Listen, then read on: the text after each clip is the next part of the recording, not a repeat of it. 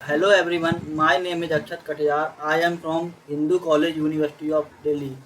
Today we are here to discuss about the Christopher Columbus and his first two voyages.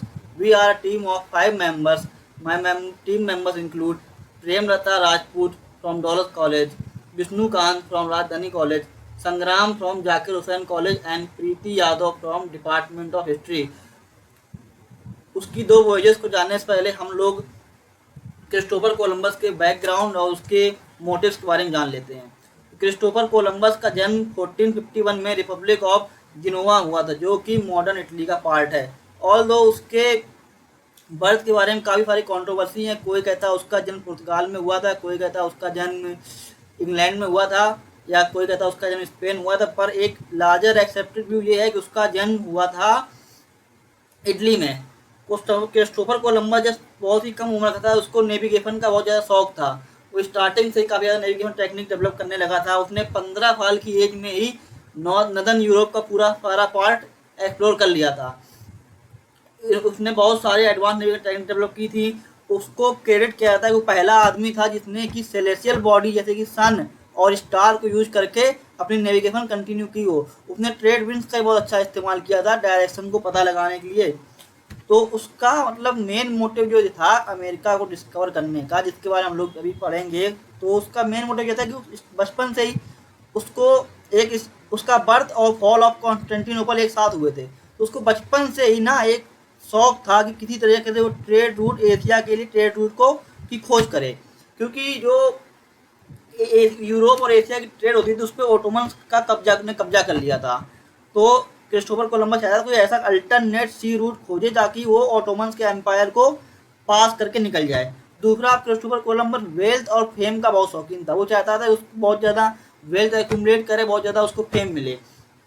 तीसरा उसका ये था कि वो क्रिश्चियनिटी को भी स्प्रेड करना चाहता था। तो यूरोपियंस के बारे में हमेशा एक बात कही जाती है कि यूरोपियन जब भी कहीं जाते हैं, किसी लैंड को कॉन्कर करते हैं, तो हमेशा अपने हाथ में स्वॉर्ड और क्रॉस लेके चलते हैं। उस स्वॉर्ड से उस लैंड को कॉन्कर करते हैं और क्रॉस से वहाँ के लोगों को क्रिश्चियनिटी में कन्वर्ट करने की कोशिश करते हैं।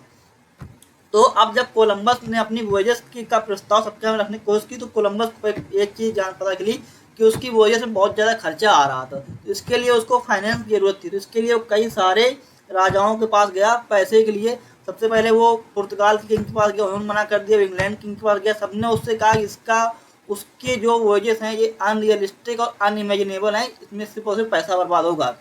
लेकिन अंत में वो सक्सीड हुआ। 1492 में उसको फ्रांस के स्पेन के राजा फर्डिनेंड और उसकी क्वीन इसाबेला ने उसको सपोर्ट किया। उसको प्रॉपर जो उसकी चीज़ें थी रिक्वायरमेंट नेसेसिटी की, उसको सप्लाई की ताकि वो सेब इकट्ठा कर सके, लोग इकट्ठा कर सके। और इसके साथ साथ उसको उन लोगों ने एडमायरर ऑफ द फ्लीट के टाइटल से भी नवाजा, और साथ में उसको voice Roy of the new discovered land के बारे में का भी टाइटल दिया। तो आज इस डिस्कशन में हम लोग कोलंबस के बारे में जानेंगे कि कोलंबस जहाँ गया कैसे गया, रास्ते में उसके साथ क्या क्या इंसिडेंट हुए, ठीक है, वहाँ के जाके उसने वहाँ के लोगों के साथ क्या क्या किया। और क्रिस्टोफर कोलंबस की जो लीगेसी है वो काफ़ी ज़्यादा कंट्रोवर्शियल है। क्रिस्टोफर कोलंबस पे ब्रूटैलिटी के आरोप लगते हैं। तो अभी हम लोग उसकी लीगेसी के बारे में आगे समझेंगे, जो कि फर्स्ट वॉयजेस को एक्सप्लेन करेंगी Premlata Rajput. Hello guys, this is Premlata from Daulat Ram college. तो मैं आज फर्स्ट वॉइस के बारे में डिस्कस करूंगी। जैसा कि अक्षत ने बताया कोलंबस के बैकग्राउंड के बारे में। कोलंबस को अर्थ के साइज के बारे में पता नहीं था, मिस कैलकुलेशन थी कि एशिया से दूरी कितनी है। ठीक है, तो जब वो अमेरिकन आइलैंड में पहुंचता है तो उसको लगता है वह इंडिया पहुंच गया, और यही कारण रहा है कि वह नेटिव अमेरिकन को इंडियन की तरह रिकॉग्नाइज करता है। ठीक है, कोलंबस ने जर्नी शुरू करने से पहले मोनार्क के सामने अपना प्रस्ताव रखा था, जिसको काफी लोगों ने रिजेक्ट किया स्टूपिड आइडिया कह के, और काफी कॉस्टली था, क्योंकि जैसे कि अक्षत ने बताया है कि इसको स्पेन के राजा फर्डिनेंड ने फाइनेंस किया था। ठीक है, तो फर्स्ट वॉयज स्टार्ट होती है 3 शिप्स के साथ, Nina, Pinta and Santa Maria. ठीक है, ये जर्नी 3 अगस्त 1492 को स्पेन से शुरू हुई। यह यात्रा जो है काफी अनसर्टेन होती है, डेंजरस से परिपूर्ण होती है, और यह जो होती है काफी चुनौतीपूर्ण यात्रा होती है, लेकिन 2 सप्ताह के बाद जब वो 12 अक्टूबर 1492 को बहामास में पहुंचता है तो वहाँ नेटिव लोगों से मिलता है। जो नेटिव अमेरिकन लोग थे काफी मिलनसार लोग थे और उनके बारे में कहा जाता था कि वे नेकेड थे और इनको बाहरी लोगों के बारे में जानकारी नहीं थी और इनको काफी इंटेलिजेंट भी कहा जाता था क्योंकि ये नेविगेशन की नॉलेज रखते थे। और इस यात्रा का महत्वपूर्ण पहलू ये था कि वो अमेरिकी द्वीपों पर दावा करना और इसे सैन सैल्वाडोर और हिस्पोनियाला जैसे स्पेनिश नाम देना था। ठीक है। और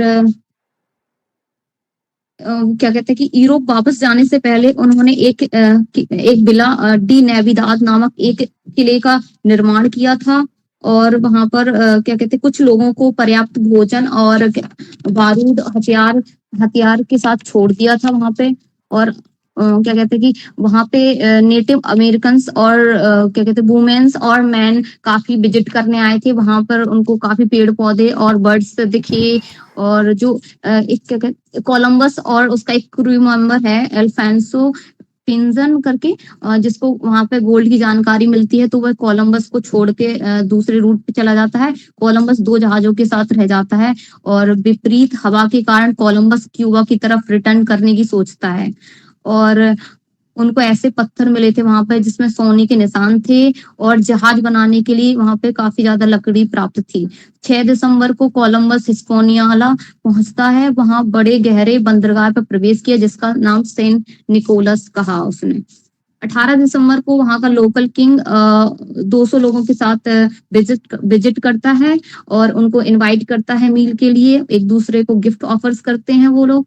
और जब वहां से विदाई करता है कोलंबस तो वहां पर एक तोपे चलवाता है। ठीक है। और जो कोलंबस का जहाज था सांता मारिया वो जब डूब जाता है तो उसकी लकड़ी का इस्तेमाल करके एक सेटलमेंट तैयार किया जाता है जिसका नाम नेविदाद रखा जाता है। वहां से प्रस्थान करने से पहले वहां के स्थानीय राजा के साथ एक समझौता करता है कि वह कैरिब एक जनजाति है जो काफी बैड मतलब होती है और काले रंग के होते हैं और तो उनसे बचाने का वो समझौता करता है कि उनसे रक्षा करेगा। ठीक है।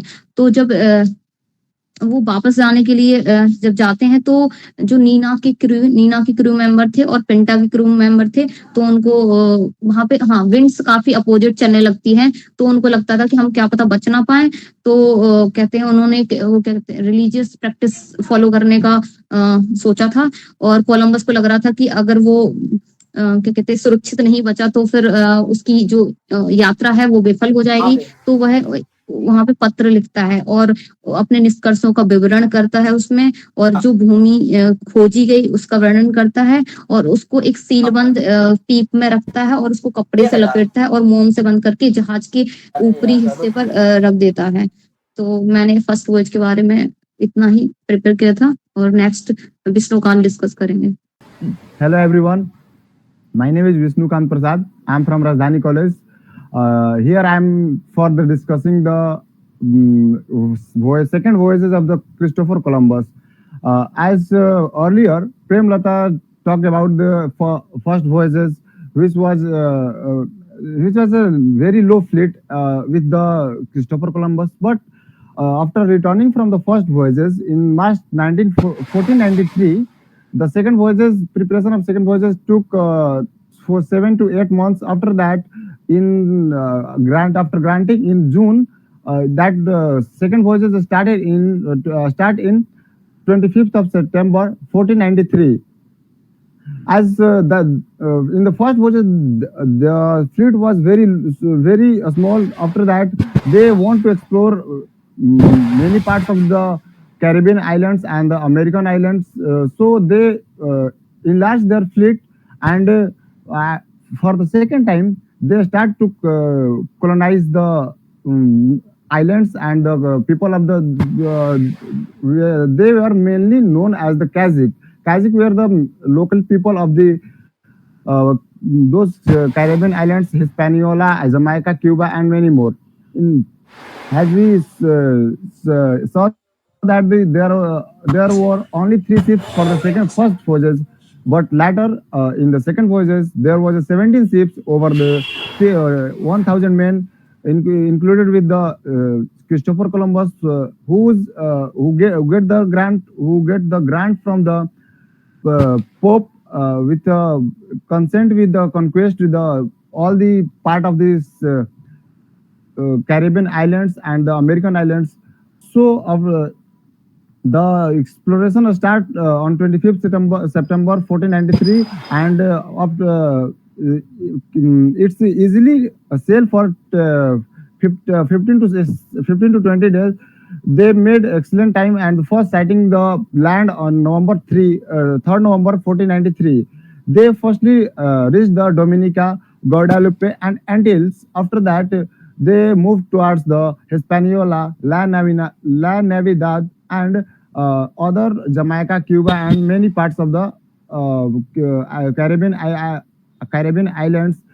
And in search of the gold fields, they in search of the gold fields, they reached towards the march towards the Cibao. The Cibao was the mainland for the gold. There were two rivers, Rio de las Canas and the Rio del Oro, which was in which the Rio del Oro was the larger river, which was more wider than the Rio de las Canas. After that, they crossed the river. They found a plain at that place. There are many gold fields, and there were in the stream of the rivers the gold stratus and flowing in the river stream. They renamed that place as Santo Thomas. After that, they returned towards the Isabela, which was found very fertile because there was the climatic condition of that place was very favorable for the fertility and the condition of the soil and the crops, which took less time for the more production.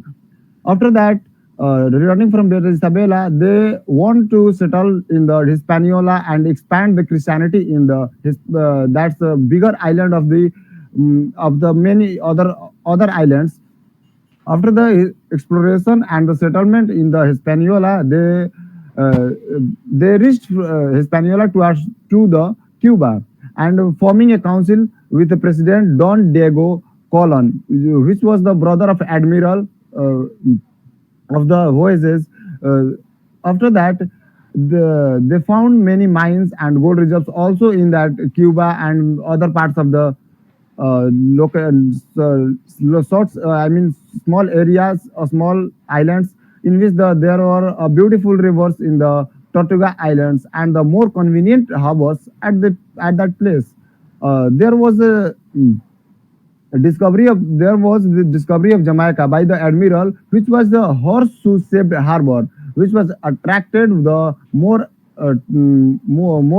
peoples from, and there were too many peoples who resides on the island of the Jamaica, and there were also too much gold, and that was a very beautiful island.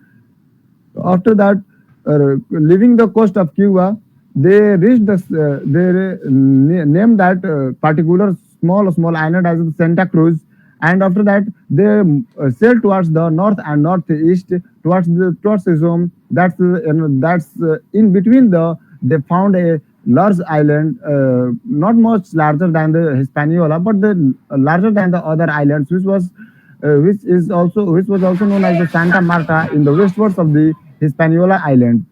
So there was there was not stormy weathers. They found some difficulty in the navigation towards the Cuba coast and suffering from the admiral and the crew. And there was after that they explored the southern part and northern part. They returned to the eastern part of the Isabela, and there were found many fowls, pigeons, birds, and there were too many creatures of the natures.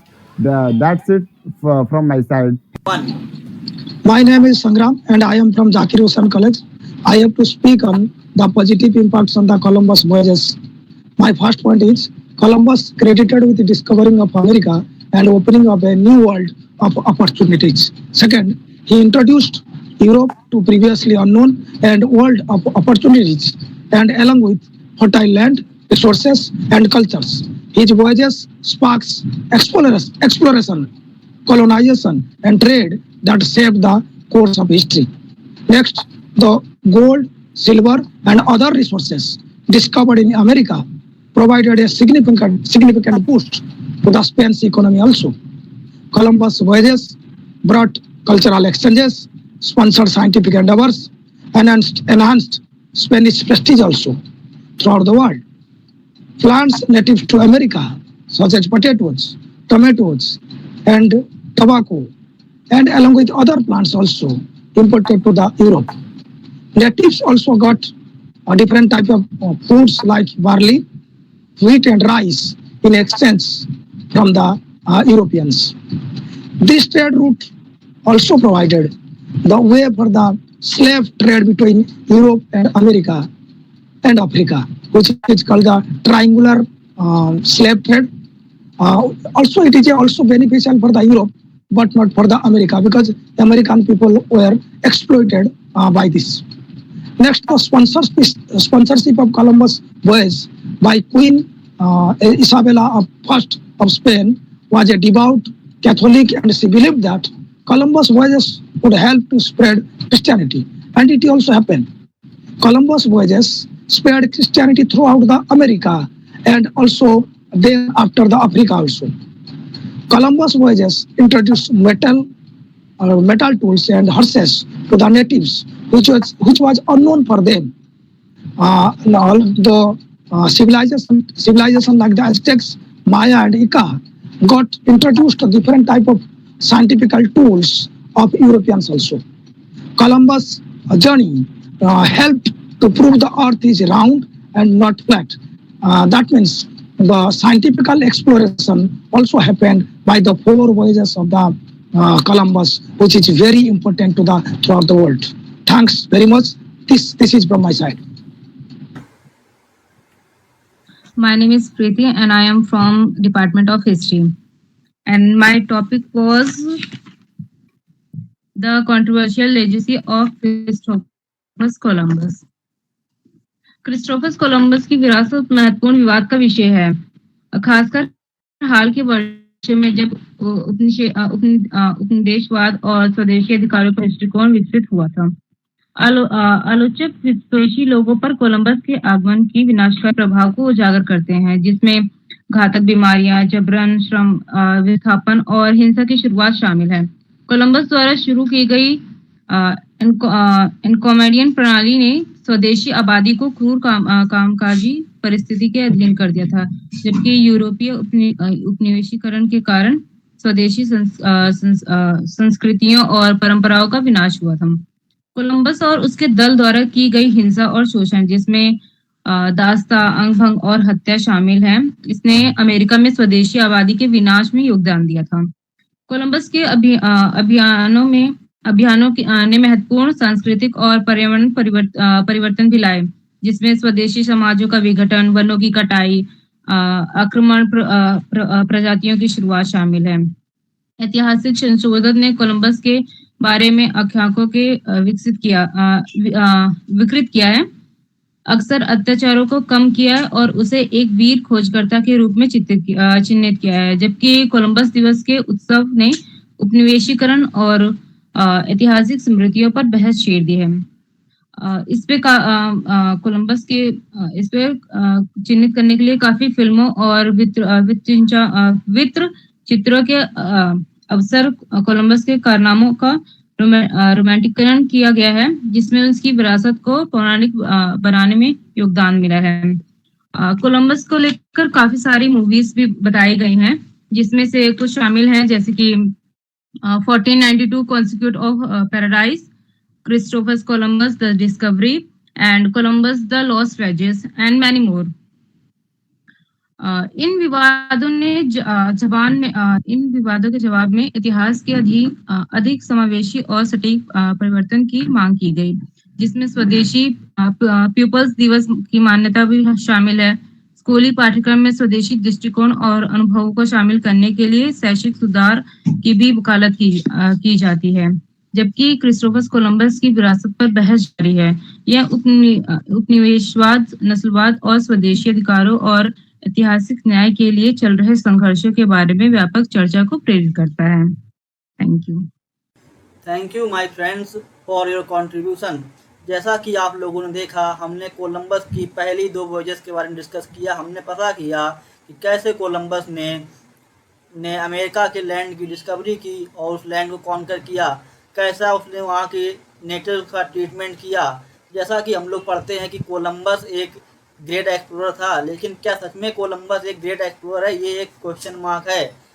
हमें mister GM Cohen की book के माध्यम से ये पता करने का अवसर मिला कि कोलंबस की लीगेसी कैसी है।